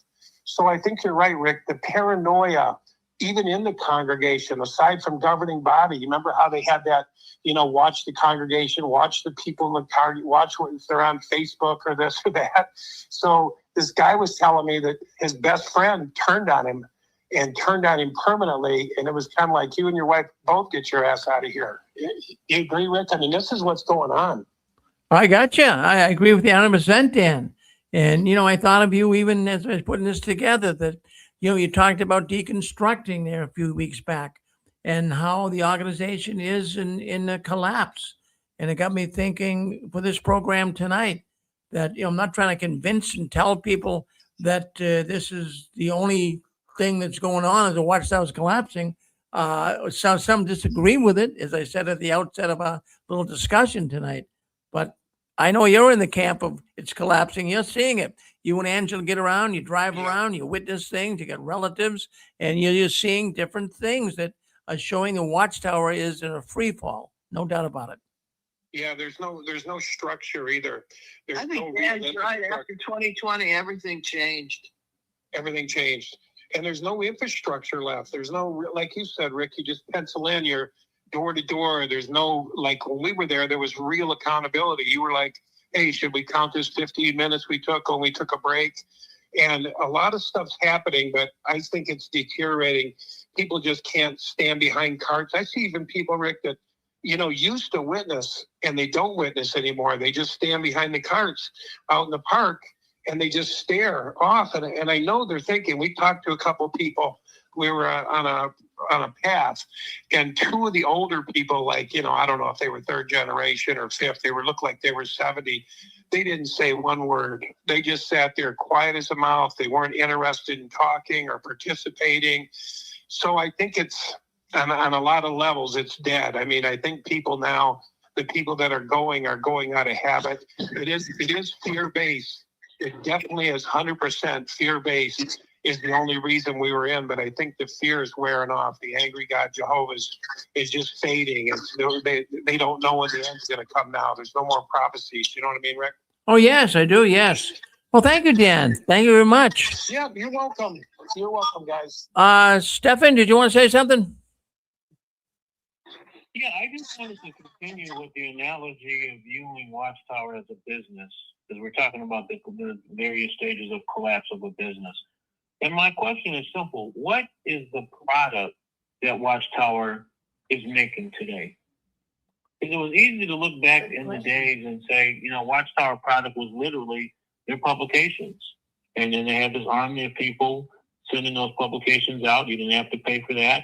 People were responding, hey, any problem that you have in life, and not to mention the end is right around the corner. You better take this book, this Watchtower, this publication, and come to our meeting. And people were coming in and bringing their money in, and you have to bring Bill Kingdom Halls with the free labor and all the rest of that.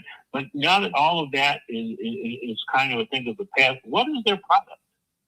Because every business has some sort of a product that they make or that they sell or market or whatever the particular angle is. What is the Watchtower product? That's a question that I don't have an answer for. Well, that is a darn good question. Yeah, go ahead. That's a darn good question, Stefan. Yeah, go ahead. I think who's this?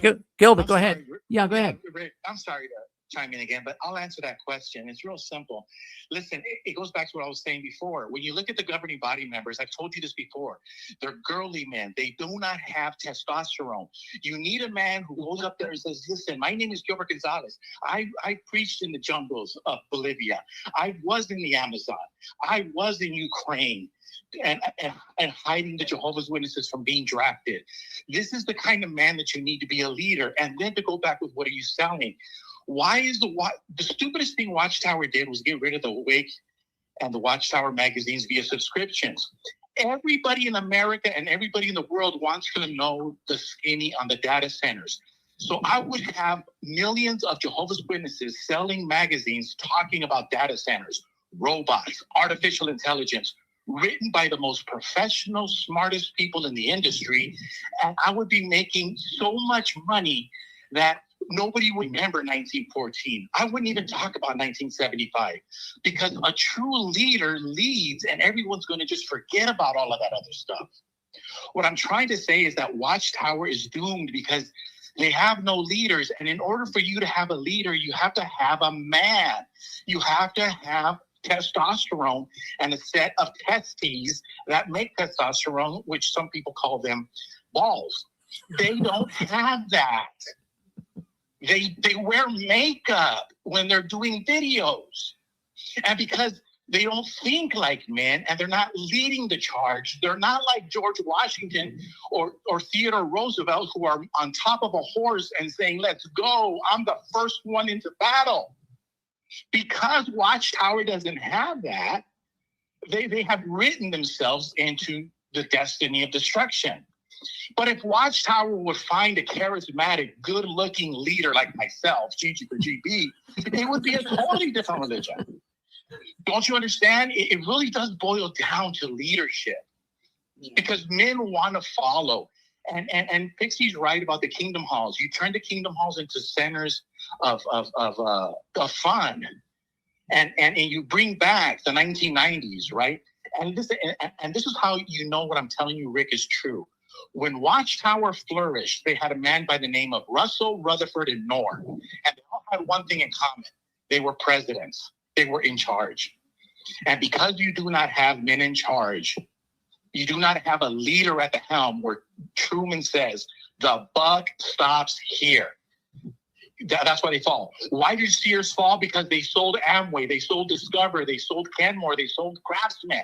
Watchtower had millions of magazines going into people's homes every week. And some stupid idiot who never served in the jungles of Bolivia or Brazil says, I'm going to save money for Watchtower and I'm going to stop this. This is stupid. They got rid of the goose that laid the golden egg. I'm with you. I'm sorry. No, it's okay. Can you hear me? No, I'm with you. I'm Yeah. I'm agreeing with you, Gilbert. My Yeah, goodness. so listen, Watchtower's listening, Rick, and they might bring in a charismatic leader, and things might change. Well, But, I lay in you're bed right. at night and I often wonder why you're not on the governing body. I'm saying, man, this guy could take and Exactly. radically change everything. Good looking guy like you could be a movie star. My goodness. It's a no-brainer.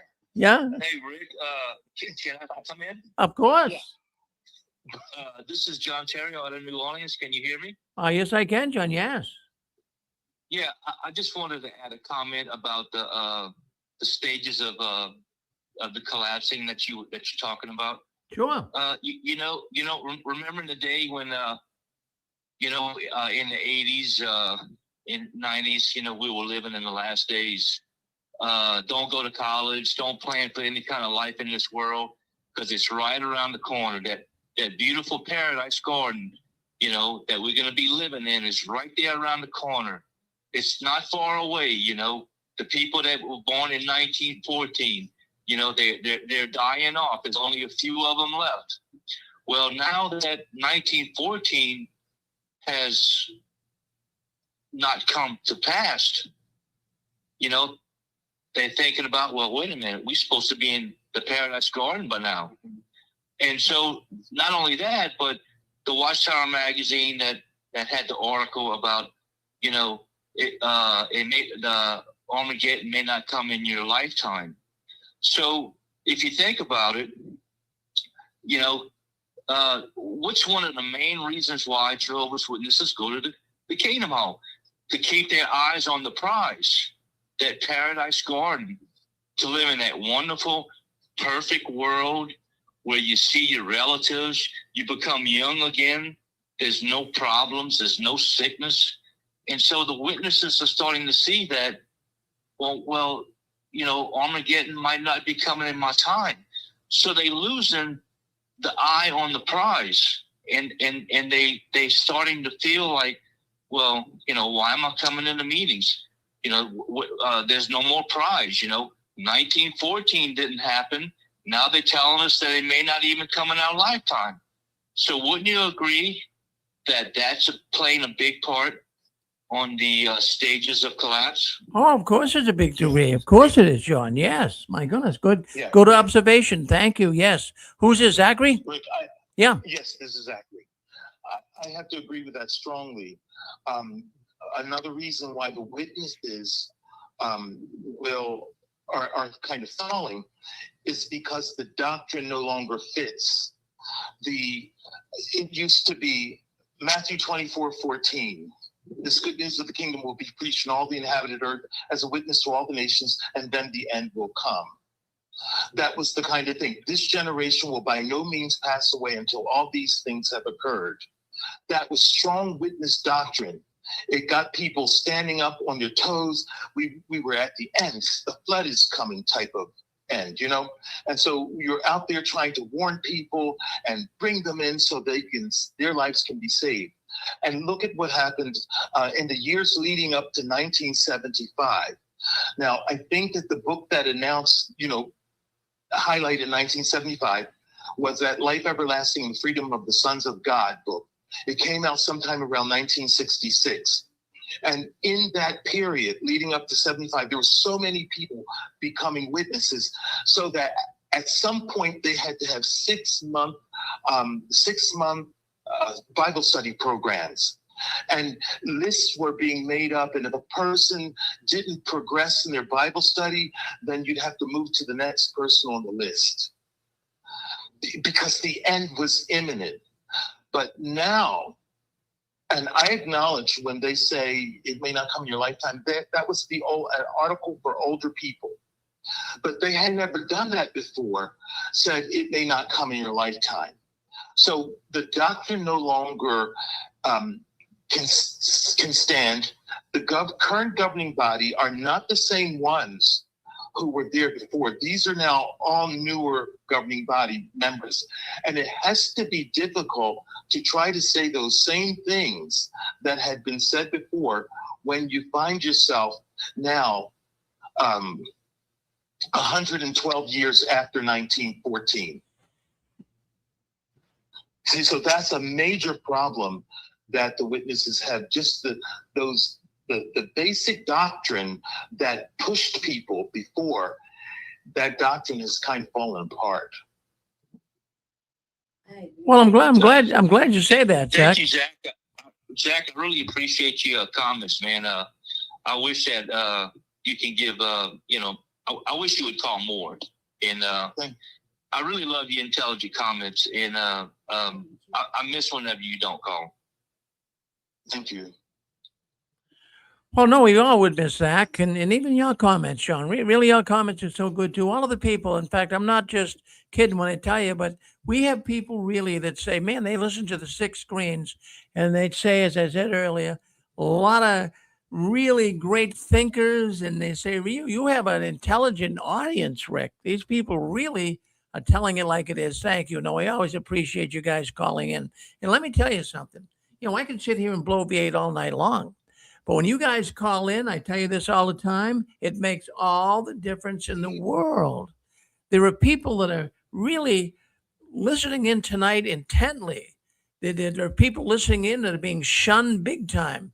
People have no friends, no relatives. The only way they can even feel a sense of community is by listening in here live. And we support all those people. And we hope someday you can muster up the courage and come in as well. Well, let's move on to stage 5. Now, the Watchtower isn't here yet. We say they're in stage 4. Stage 4 is many people will just kind of go through it quickly. The organization loses its authority. That's stage 4. And we all have to agree the Watchtower is losing its authority. Many witnesses don't give a darn what the governing body is even saying. It's losing their authority. But stage 5, the witnesses have not entered yet. But I tell you what, they're getting very, very close. Stage 5 represents the final phase of an organization's life cycle. Now, at this point, the group ceases to exist as a functional, cultural, meaningful, or self-sustaining entity. Well, the Watchtower is not there yet, but it's very, very close. Now, for a religious organization, stage 5 not only means every single believer vanishes. Now, I want you, and this is going to happen. Even if Watchtower goes out of business and they collapse entirely, this does not mean that every single believer of the Watchtower is going to vanish. Rather, the centralized institution, it goes away. The Watchtower organization, as we knew, shatters itself and goes away, leaving behind a microscopic fraction of what it once was. Oh, there'll always be people that love the Watchtower. Even though it's gone in stage 5, they'll always say, well, I believe there's only 144,000 that go to heaven. And I believe about paradise earth where we'll play with the panda bears. So there's going to be a microscopic fraction of what once was. Now, the 3 primary characteristics that actually define stage 5 of a religious collapse includes. But like I say, friends, the Watchtower is not here yet, but there's going to be a hyper fragmentation and splintering. Well, I've heard this said before, that there's going to be splinter groups, right? Very much like when Rutherford came in and took over the Watchtower. Well, who was a splinter group? Well, that would have been the Bible students, right? So the reality, when the central leadership loses all credibility, when it loses financial stability, when it loses its legal standing, the organization fractures. They're on the verge of that right now. So as a result, in stage 5, the main body, the governing body, the Watchtower organization, splits into tiny, isolated, and often radicalized splinter fractions. The micro groups usually claim that they're the only true remaining believers. Well, the Bible students do that today. So history repeats itself. And they're frequently these little micro groups, as we would call them. They will be frequently fighting with other splinter groups over the remnants of the original doctrine. Well, the Watchtower was right with this. Well, no, it wasn't right with that. They'll be arguing for maybe centuries about that. But the Watchtower's central organization will be gone. So, what's the reality of all of this? Well, the group loses its ability to recruit new members. That's what put them out of business in stage 5. They don't have the ability to influence the public that they once had.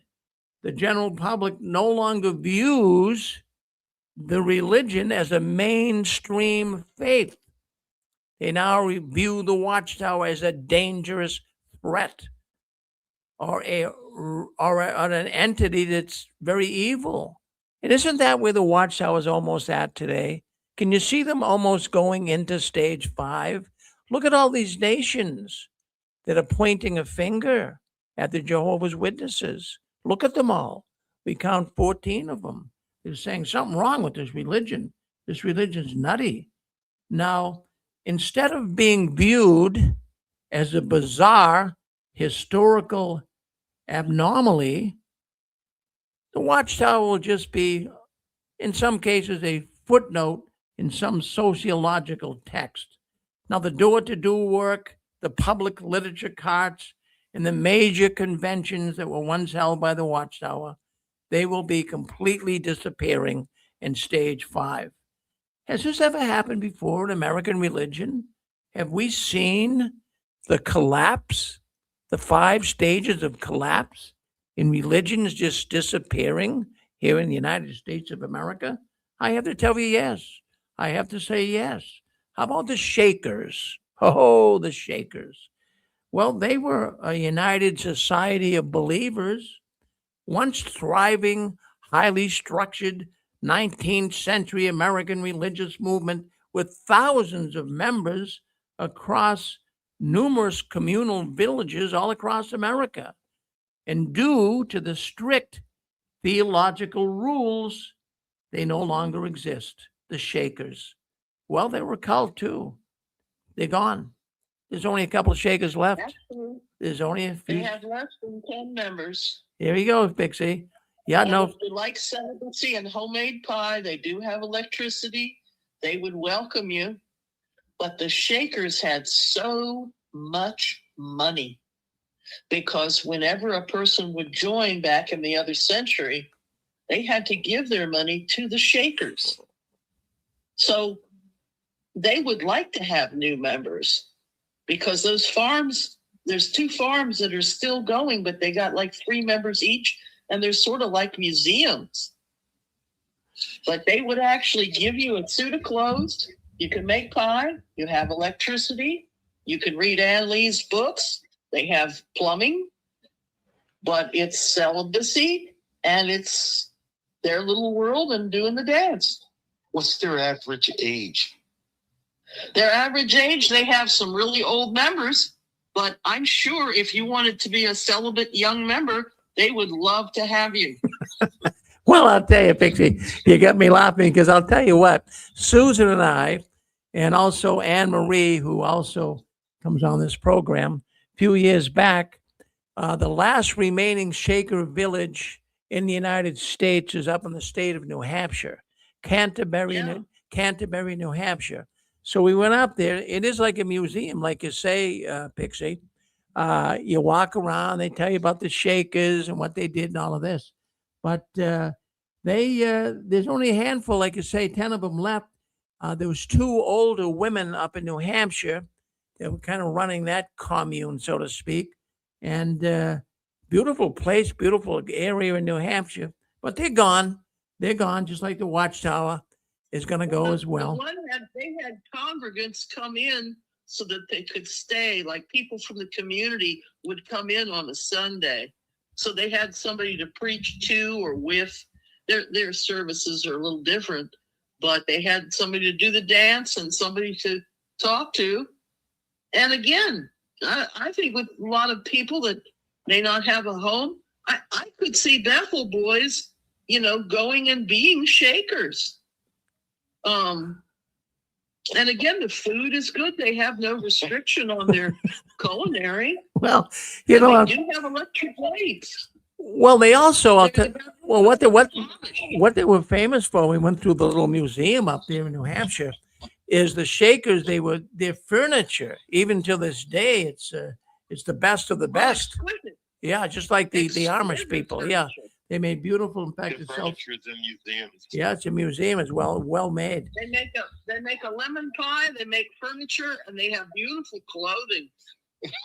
Yeah. The witnesses might not like that you're making competition here. Oh yeah. Well, let's talk about Pixie. Probably knows about this group too. There's been the Shakers. They disappeared. They went through the 5 stages of collapse. How about the Millerites? Oh my goodness, the Millerites. Well, that was an apocalyptic movement from which actually the Jehovah's Witnesses and the Seventh-day Adventists, well, they originally evolved from the Millerites. They had a radical prophecy, though. If you remember William Miller, he was actually prophesying that Jesus would return in 1844. And it was known as the Great Disappointment because Jesus never appeared in 1844. So the central movement of the Millerites suffered immediate institutional collapse, shattering its chaotic, disorganized factions. So just patterns here, friends. What I'm trying to show the audience here tonight is, when we talked about the stages of collapse, don't sit there and say, well, the Watchtower is never going to collapse. They got so much money and they got people who will always remain loyal. Well, these people had loyal followers too, the Millerites, the Shakers. So, I'm just saying to you tonight, you don't have to believe everything I said tonight, but I have to tell you this. You just hope and even pray that this organization doesn't continue on. It's hurt so many people, and really, its day of reckoning is on the horizon. Any last comments before we show? Yeah, I was gonna- Go ahead. Yep. I was just going to say, Rick. The summer convention. Oh, hold on, was Pixie, on, and I watched Pixie, it, but you don't have to. Pixie, hold on 1 second. Let's give this brother a shot, then we'll bring you in. Go ahead, Okay. brother. Go ahead, brother. Yeah, I was just going to say, I don't think they care if it collapses. It's a win-win for them. They've got all the titles to the Kingdom Halls, and, they're going to win no matter what. And it's like they're almost, the way it's set up now, it's almost set up, so they can dismantle. You know what I'm saying? It doesn't make any sense. But anyway, I forgot what I was going to say. I had another thought. Anyway, go ahead. Well, I think I knew what you were going to say. I think I'm reading your mind, Dan. I really do. I think what you were going to say, you were the one that first brought up deconstructing. Not deconstructing. You brought up a designed collapse. I forget the term Yeah.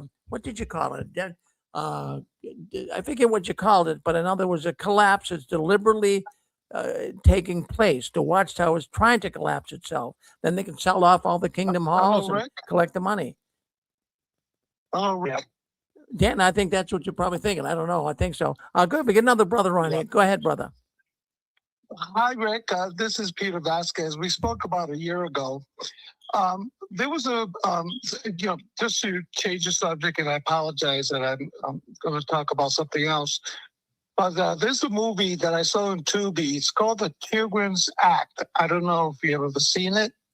What is it called? It's called The Children's Act. The Children's Act. Children. No, not children, but children. Okay. No, The Children's Act. All right. It was about Jehovah's Witnesses and the blood transfusion. It was a movie, 2017. It was done in England, and it's about a young man who wanted to die with a blood transfusion, refusing blood transfusion, and the courts got involved with it. It's an amazing movie, and accidentally saw it on Tubi. So I just wanted to suggest people to see that movie and see what the results were from the court point of view.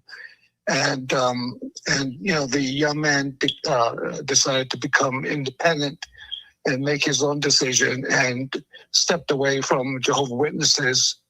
But I won't give the ending because it's amazing. But I just wanted to tell people the Children's Act. It's on Tubi. I don't know if you ever heard of Tubi. Oh, yeah, I have, yeah. Yes, so it's called the Children's Act. I highly suggest it. I've seen it 3 times, and it has a major star in there, and it was filmed in England. The courts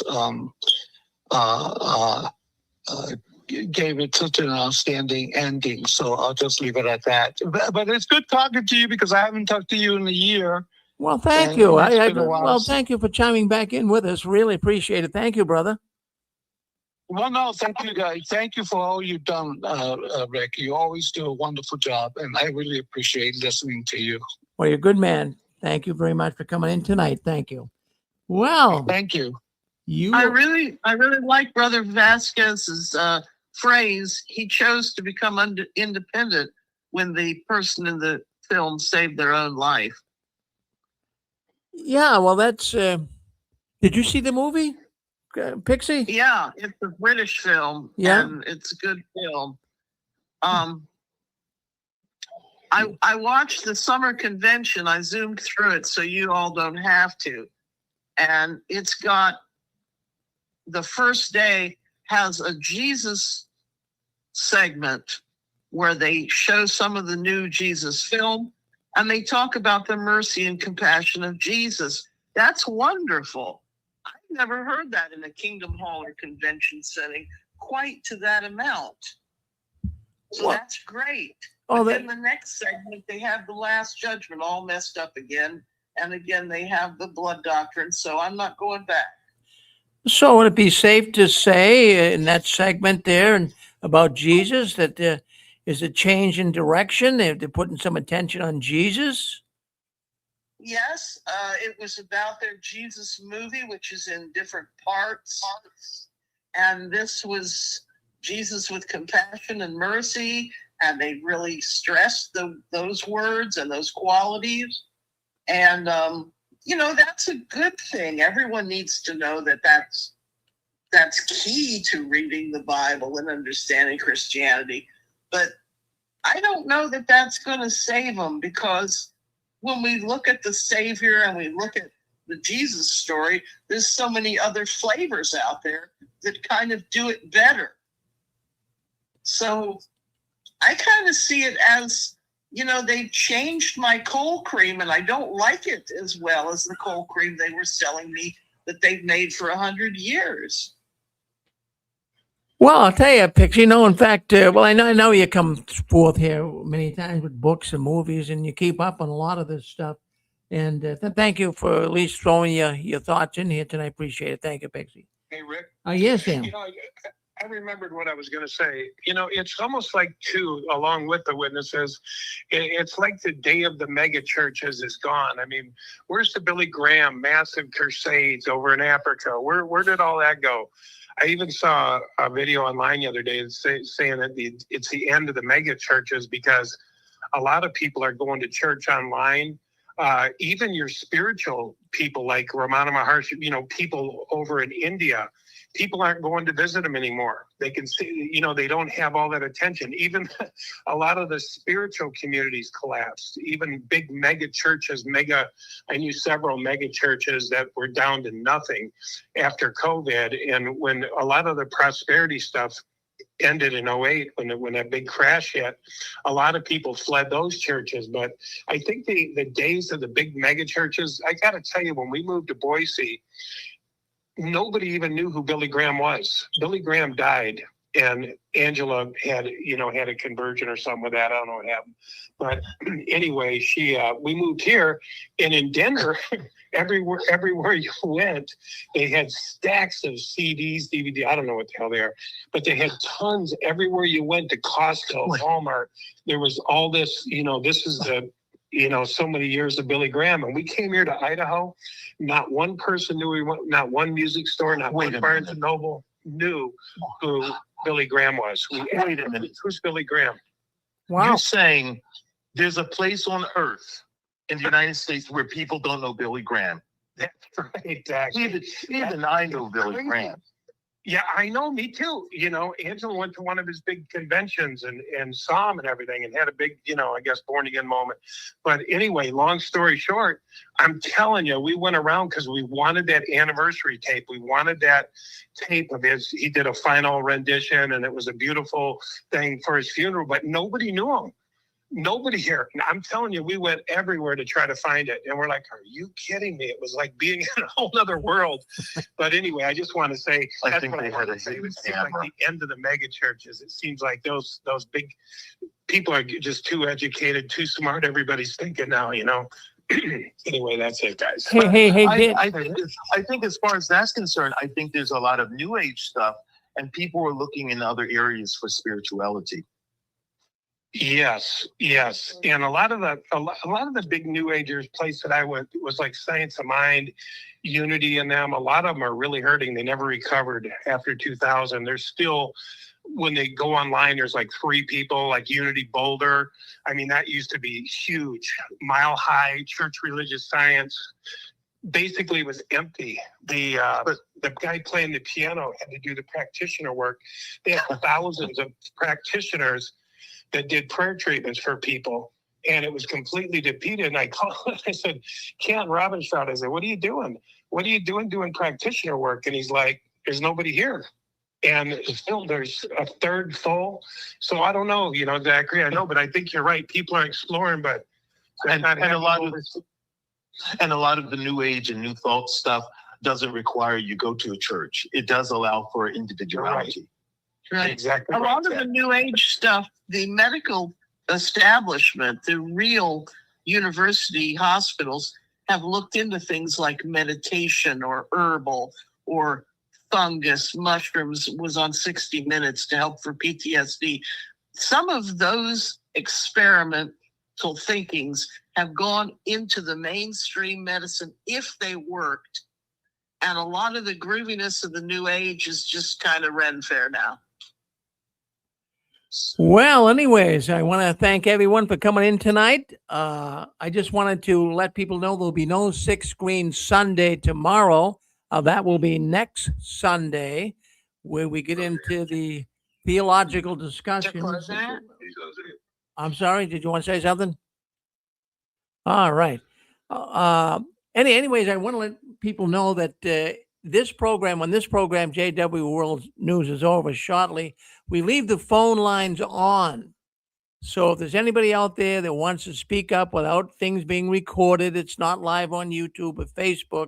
But if you'd like to meet some new friends, by all means, stay in for what we call the after party program. And you can join that. The telephone number is scrolling across the bottom of Facebook and YouTube right now. So if you want to come in and speak up, that's good. If you just want to listen to others, this is where they let their hair down. They're normal people. They might not even get into a lot of Watchtower discussion, but just things that go on in their normal life once they left the religion. So by all means, join the after party program. Oh my gosh. Yeah. This is so wonderful. Who is this? I called in earlier, Rick. Oh, yes, right. I did. I called in earlier. That's amazing. Again, this community needs an outlet for people to talk. So I think that's amazing. Let's go in and get into our nitty gritties of all things. Oh, yeah. Well, this after party, you can speak. It's not being recorded, so you don't have to worry. It's, so you can just kind of speak to the people if you feel like that coming up next. Yeah. That's amazing. I really want to, as we end the show, I know you got to get off. I just really want to thank you And again, this community that is so, it makes my heart so happy when you have been shunned your life or go through that kind of things as a kid, and the fear, guilt, obligation, the whole thing. This group is amazing. This is why we're here. This is why it is comforting. And yeah, stay along so we can all chat. You got it. Well, thank you, sister. Thank you very much. I got you now. You were the one that called up with the sister with the napkin on the head, right? Yes, I did. Yes. See, so, so there you go. You guys are all amazing. Oh, well, thank Yep, you. Thank got you. plenty of stories. Well, thank you. Yes. All That right. is- Well, anyways, I want to thank you all. Real- No, real- six, you want to say something? really Well, quick, go ahead. really quick. It's Emma Thompson is the star of the movie, the Children's Act. Yeah. Okay. Emma Thompson. Yes. All right. Yes. Is that a man or a Very good woman? Oh, it's a woman. It's a woman. All right. That movie was really disturbing for, yeah, as far as the whole blood thing. And now that they've changed it, like mine. Well, yeah. I like that they showed the judge's point of view, how it was impacting the judge to have to Yeah. address the situation. That was phenomenal because we think judges are just people, that wear a black robe, but she had so much heart in that movie that she went above and beyond, and it was just, I think we need to know both sides of the story, how it impacts everyone. Excellent movie. And that very movie, disturbing, yeah. That is one. Very sad. Oh man, yeah. And as a paralegal, watching that movie was heartbreaking for me. Must have As ripped an your heart. it was just awful. But it is good for because it really shows the struggles that the families go through, that the legal system goes through. So it was actually, like, I would say, right in the zone of like bad things. So Well, thanks for sharing that. In fact, you got me wanting to see the movie now. Susan and I will probably watch it together. Well, thank you, everyone, for coming in tonight. Like I say, no, it's 6 screen sunny, but you're probably noticing a different set here. Susan and I are on the road. We're at a hotel out here in the Chicago area, but that's why you see the difference. But we'll be back next Saturday night up in Massachusetts, and we're looking forward to it. Next Saturday night, of course, we're going to have Anne Marie. She'll be coming on at 6 o'clock Eastern Standard Time with her Touch by the Tentacles of the Watchtower program. So, friends, I want you all to keep standing tall. Don't you ever give in, up, or out. And the last one leaving the Watchtower, by all means, turn off the new light. We'll see you next week. The after party's up next. If you're on the telephone line, grab that number before it goes off on YouTube. Join the conversation tonight. I think you'll find it very, very fascinating. Thank you for wanting to spend a Saturday night with us right here at the 6 Screens. Appreciate it. Bye now. Good night, Rick. Good night. After party. That was so nice to hear Rick